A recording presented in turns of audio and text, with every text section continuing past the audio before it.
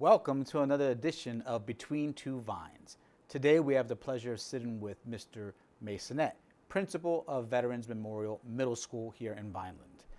It's a pleasure to see you today, Mr. Maysonet. Oh, thank you, Mr. Llano. Thank you for coming in today. It's my pleasure to be here with you to hear a little bit more about you as the newest principal of our middle school. This is your second year, but we didn't get a chance to interview you last year. I want to learn a little bit more about you, right?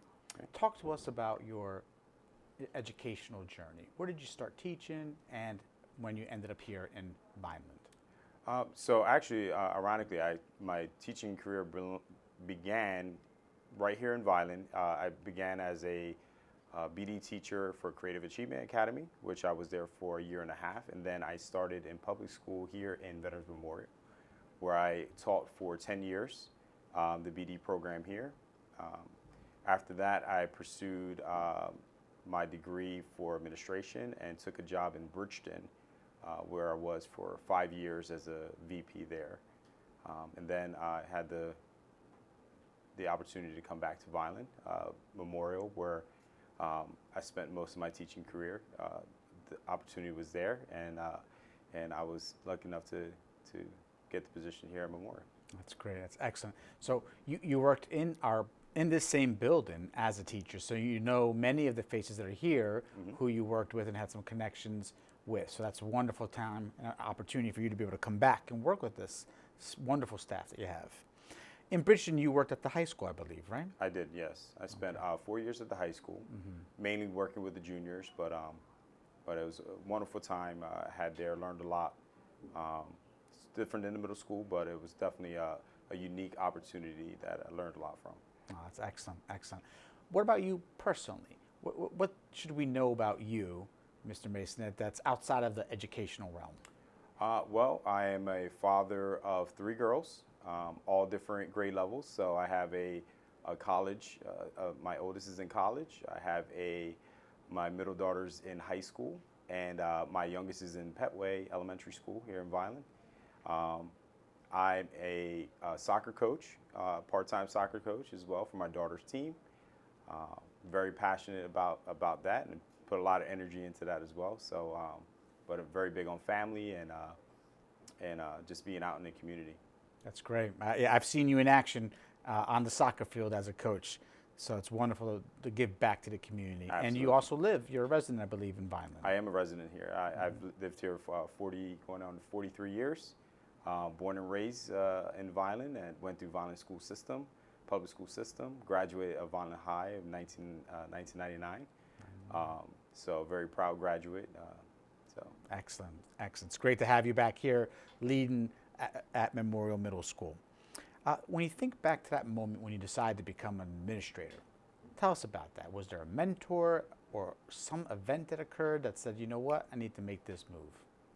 Actually, there was a very distinct moment. I remember having a conversation with outside of school with some friends of mine, and one of the comments that one of my friends said, they said, "I thought you already were a principal," and it says, "Because you're such a leader of men," and I thought he was just being funny because he was one of my friends, but then it kind of like sparked the interest of like, maybe that is something where I want to pursue and go in that direction. And I've always found opportunities to be in leadership positions, even when I was a teacher. I never shied from the opportunity to put my name in to lead in that capacity. So, and I also wanted to be able to make a bigger impact in wherever I'm at. I believe that when you have an opportunity to do big things, that you need to go ahead and not be scared and just go ahead and do it. So that's great. That's great. Your friend did a nice job identifying those leadership skills in you. Yes, and put you on that path. Outstanding. Thinking about your middle school, right? You get to lead this wonderful staff, great kids. Describe the culture of this building. I would say it's very family culture. We take great pride in the fact that we feel that every student feels welcome, every staff member feels welcome, that they feel safe.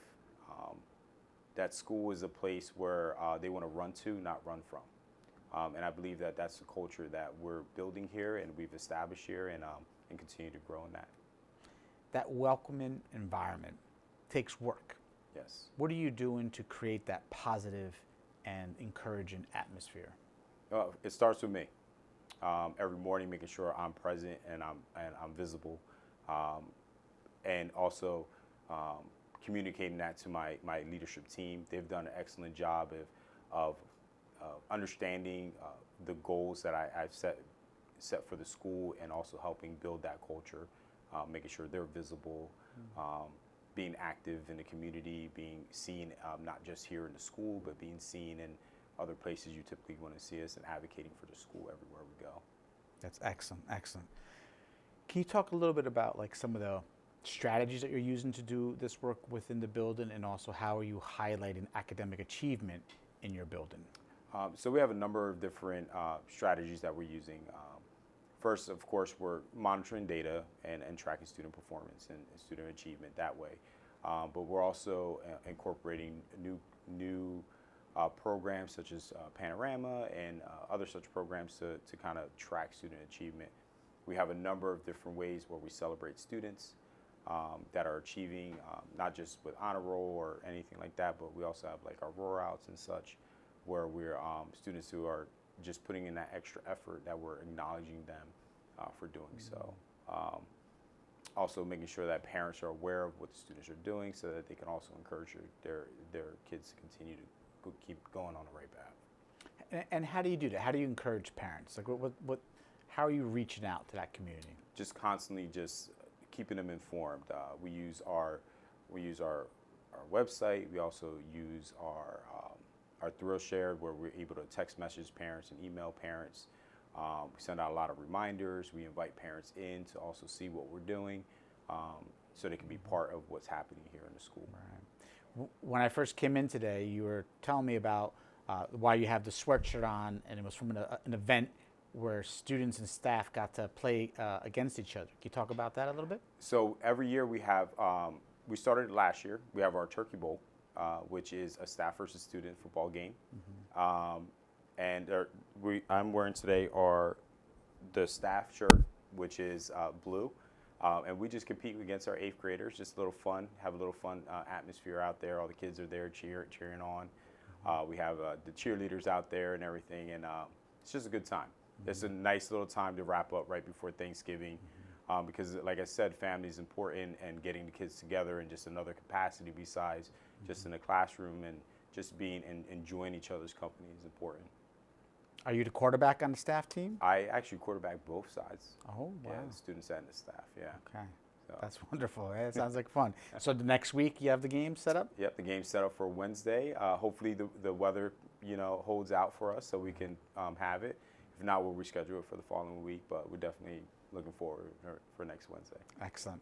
So we talked about like a couple of activities. You also have a color run that you do that's very popular. You had a Veterans Memorial event where you brought in veterans, and that was recent and very well attended and exciting. Anything else that you're doing just to build that culture?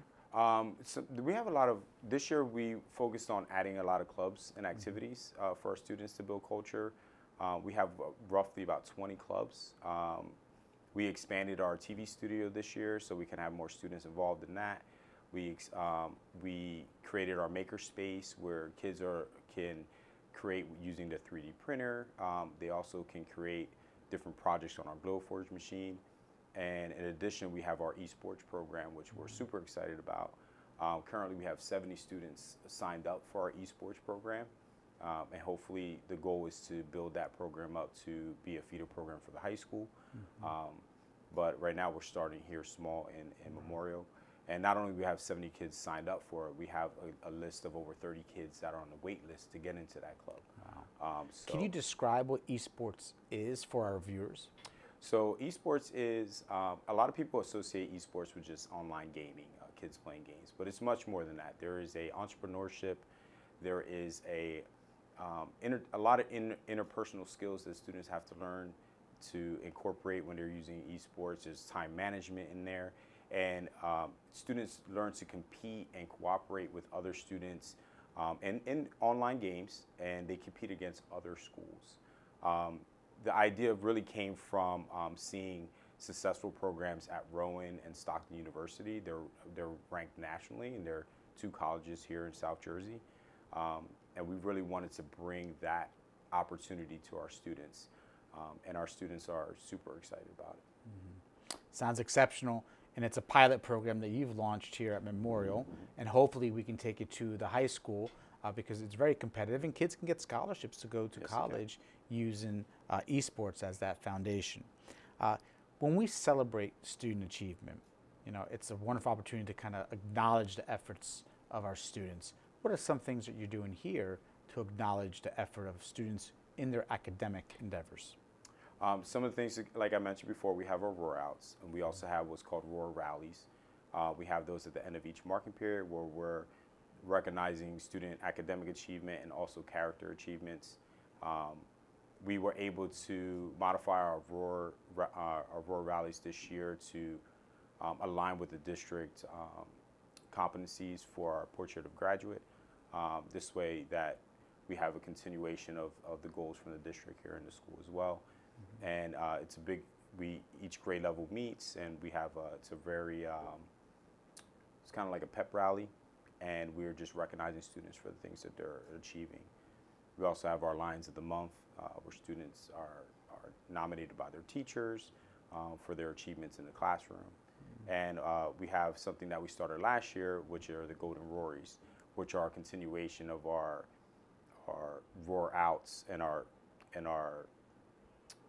roar rallies, where students are recognized for their character for the whole year. And they receive, certain students are voted on to receive our Golden Rory like we have here. Okay. And then we also have our Lion of the Year, which is a student that exhibits the most amount of characteristics that we're looking for. So that sounds excellent. Lots of opportunities to recognize student achievement. Absolutely. Very nicely done.